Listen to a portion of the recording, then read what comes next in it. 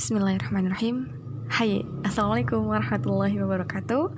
Selamat datang di iPod Podcast. Hari ini kita bakal ngobrol lagi bareng aku, Aini Arifah. Haha.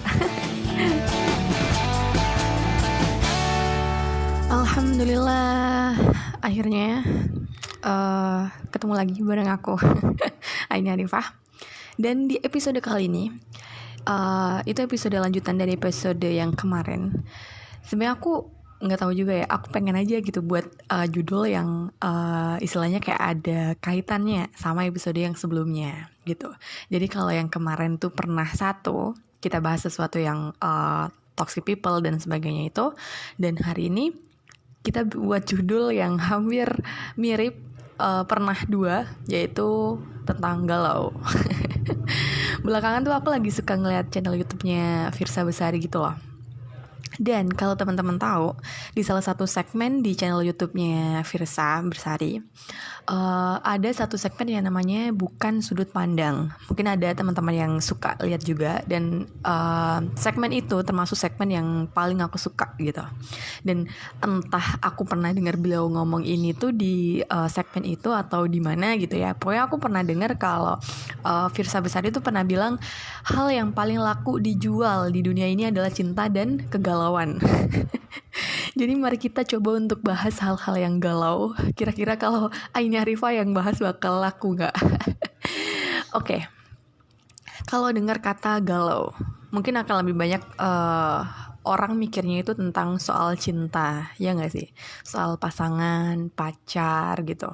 Ya kayaknya kata galau tuh lebih, orang tuh lebih nangkepnya ke arah asmara gitu. Tapi nggak juga kan ya. Galau tuh nggak melulu tentang pasangan, nggak melulu tentang cinta, nggak selalu, nggak juga. Ada juga galau yang karena pekerjaan misalnya, karena keluarga, karena keuangan, pertemanan, ya kan? Karena coba kita kita pelajari lagi. Arti dari galau itu sendiri adalah perasaan sedih, bingung, bimbang gitu kan ya. Jadi ya kali orang hidup sedihnya cuma gara-gara pacar, cuma gara-gara cinta, ya kan gak juga. Tapi emang galau yang lebih sering kita dengar sampai hari ini itu emang lebih banyak istilahnya digandengin, disandingkan, dikait-kaitkan dengan namanya cinta, dengan hubungan asmara gitu. Dari yang mulai gara-gara dari yang galau karena cinta bertepuk sebelah tangan misalnya, galau diputusin pas lagi sayang-sayangnya, galau diselingkuhin, sama sahabat sendiri pula, udah jatuh ketimba tangga ya kan. Dan kalau teman-teman pernah galau karena masalah apa? Ayo kita bagi-bagi cerita. Kalau aku untuk sekarang masih sama. Aku masih galauin pekerjaan. BTW udah hampir 1 tahun aku lulus, tapi aku belum dapat kerja. Alhamdulillah masih rebahan aja. Nin, kalau masalah cinta Nin, pernah galau gak? Ya aku ya pernah lah gitu. Normal kan ya, setiap orang pasti pernah ada rasa suka sama orang, ada rasa tertarik sama lawan jenis. Ya aku juga pernah. Dan kalau ditanya ini pernah galau karena cinta yang bagian mana?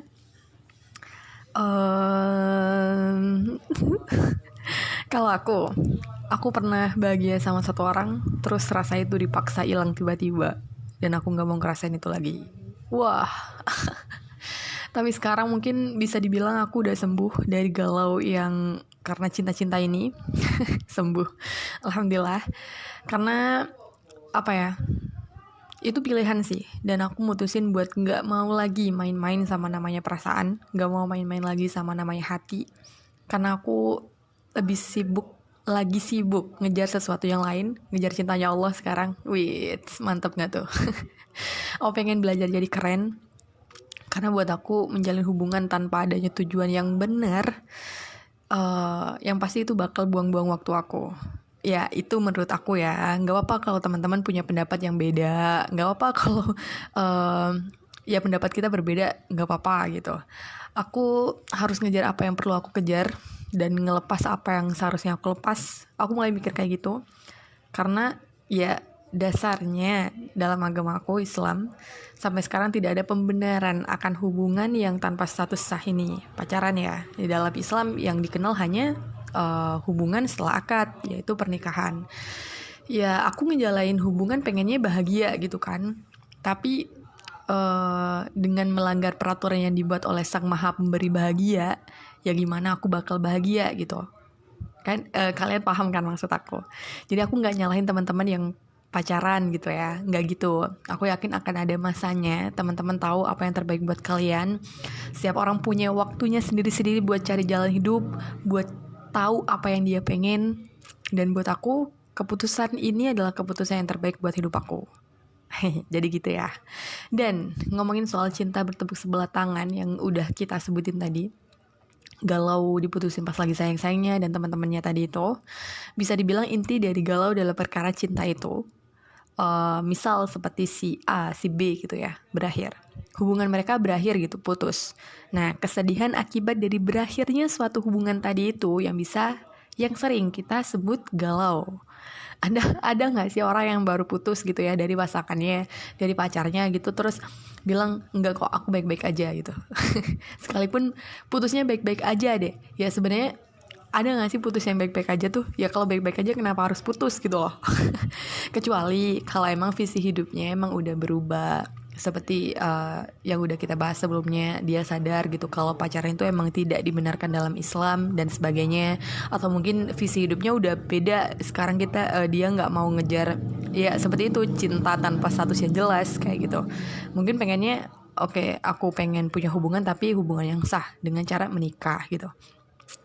Atau bahkan yang visinya berubah sekalipun tadi itu, dengan dia yang pengen lebih dekat dengan Allah, atau misi dia berubah, visi dia berubah gitu, dengan berani dan mantap dia ngambil putusan buat mutusin pacarnya, ya normalnya dia bakal tetap sedih, itu wajar. Terluka, galau, tapi nggak berdarah. Sedih itu normal, bahkan boleh kita bilang itu jadi hak setiap orang, ya nggak sih? Dan kalau mau cerita tentang kenapa aku akhirnya mutusin buat gak lagi mau main-main gitu ya sama namanya perasaan, gak mau pacaran gitu, gak mau jalanin hubungan yang gak jelas gitu lah. Seperti yang aku omongin tadi, aku pengen ngejar hal yang lain gitu. Seperti yang aku ceritain, aku pengen ngelakuin hal yang aku pengen. Aku pengen nulis, aku pengen jalan-jalan, aku pengen coba buat bisnis, dagang. Aku pengen beli dan makan semua hal yang aku suka. Aku pengen naik haji ibu sama ayah. Aku pengen lebih fokus buat podcast ini. Aku pengen punya toko, pengen punya studio. Mungkin ya kan, apapun yang aku pengen lakuin itu untuk sekarang gitu. Aku punya banyak mimpi yang belum aku wujudin. Dan dari yang aku rasain, aku kurang bebas ngelakuin semua yang aku pengen ketika aku punya hubungan yang namanya pacar itu tadi. Kalian pernah sadar gak sih, atau pernah ngerasa gak sih punya hubungan sama orang, terus jadiin dia seperti tokoh idola, apa-apa kayak diikutin gitu, apa-apa dilakuin biar dia nyaman aja gitu. Sedihnya, hal itu malah buat kita sendiri yang gak nyaman. Misal kalau pengen ngelakuin sesuatu, mau kemana gitu ya, misalnya bareng ini, bareng sama itu, udah izin orang tua nih, udah dapet izin pula dari orang tua, dari ayah sama ibu gitu kan. Tapi waktu pamit sama si doi, dia malah ngelarang. Dan sayangnya sebagian besar orang nurut sama larangan-larangan yang dibuat oleh pacarnya, aturan-aturan, batasan-batasan yang dibuat oleh orang yang bisa kita bilang bukan siapa-siapa gitu. Ya elah nih, namanya juga sayang, ya latihan lah jadi istri.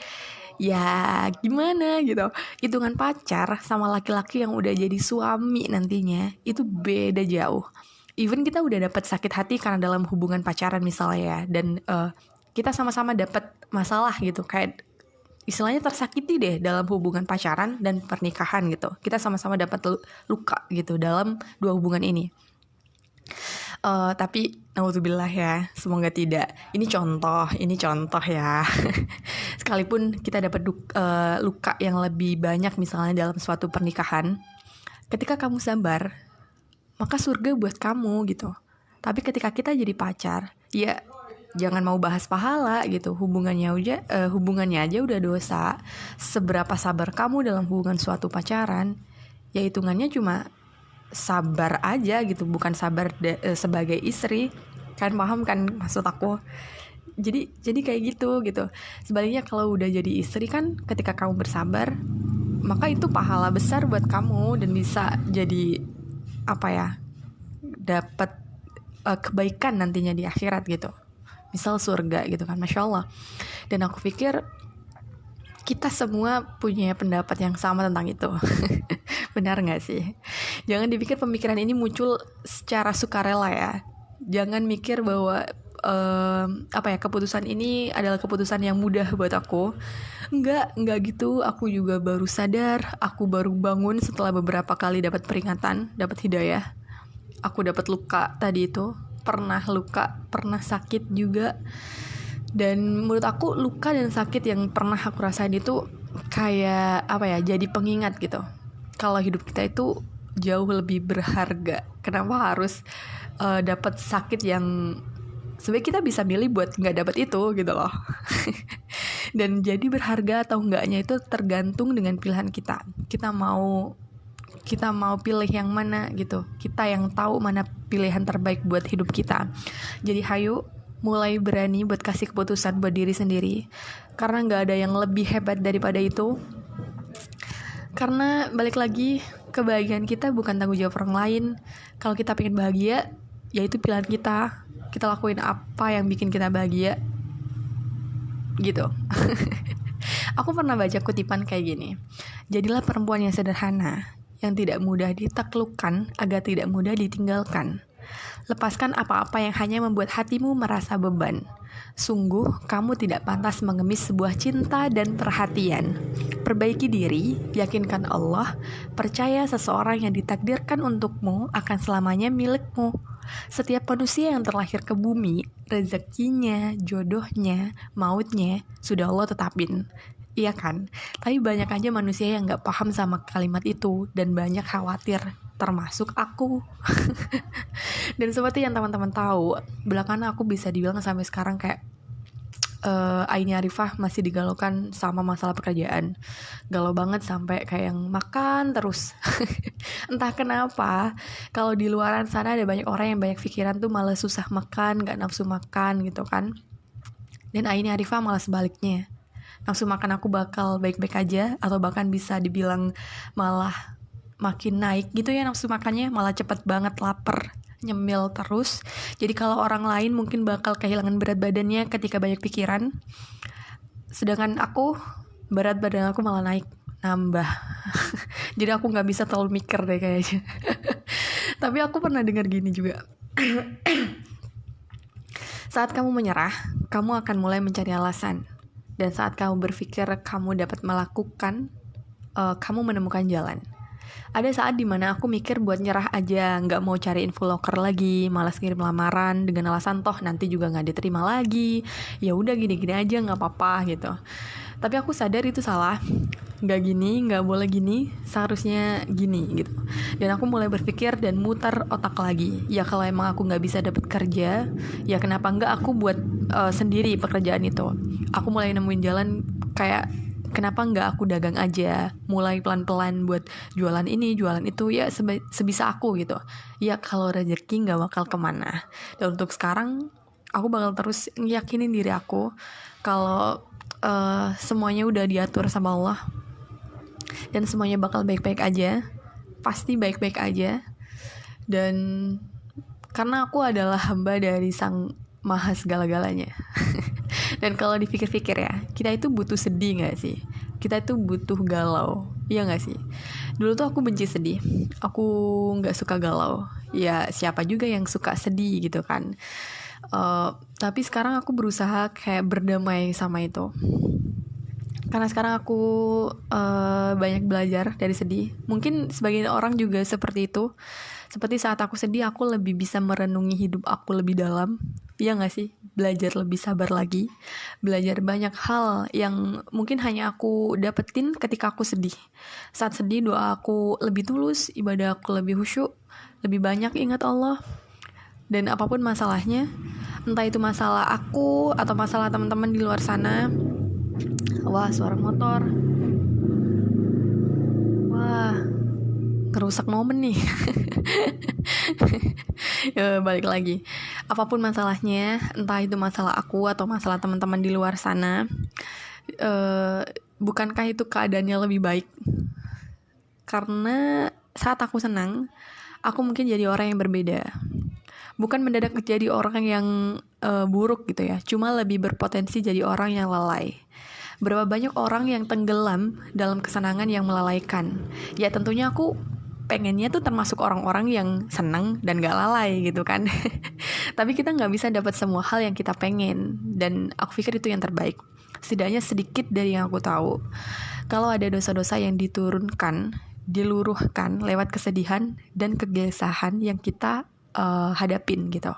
Allah tuh ngomongnya kalau di Al-Quran kan gini, tidaklah seorang muslim tertimpa suatu keletihan dan penyakit yang terus menimpa, kekhawatiran dan kesedihan, dan tidak juga gangguan dan kesusahan, bahkan duri yang melukainya, melainkan Allah akan menghapus kesalahannya.